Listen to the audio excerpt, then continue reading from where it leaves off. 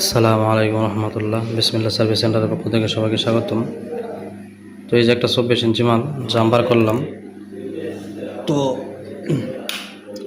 এক ভাই জাম্পার করছিল, শুধু ওই মালটা করছে। আসলে এগুলা জাম্পার করলে সবগুলা জাম্পার করে দিলেই ভালো হয়। আমরা যদি একটু মাইক্রোস্কোপ দিয়ে দেখাই, যে দেখেন, তো প্রথম জাম্পার করা হয়েছে আপনার যে এসটিবি সিকেবি ওই, আমি 3.3 বিজিএর গ্রাউন্ড শটটা নিয়ে দিছি, যে মালটা যাতে আর কোনো সময় প্রবলেম না করে। সবগুলা সিগন্যাল একবারে টানা হয়েছে, দেখেন সবগুলা সিগন্যাল একবারে টেনে দিছি। তো এই জন্য আশা করতেছি যে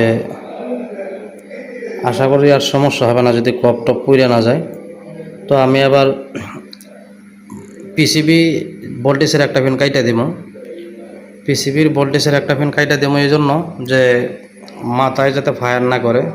তবে একটা পিন কাইটা দিলে আর এদিকে যদি আমরা একটা পিন কাইটা দেই তাহলে আর মাথায় কোনো ফায়ার করবে না। আর ফায়ার না করলে মালটা অনেক ভালো চলবে এবং লংজিভিটি হবে। তো যাদের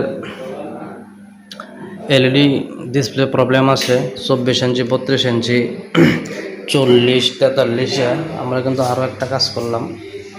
এটা 40 ইঞ্চি ইনোলাক্সের মাল। এই যে আমরা এটা গাম দিছি,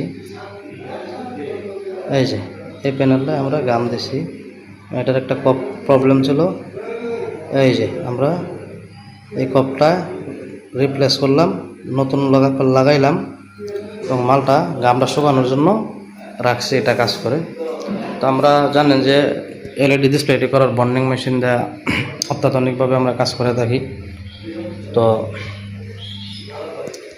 যাদের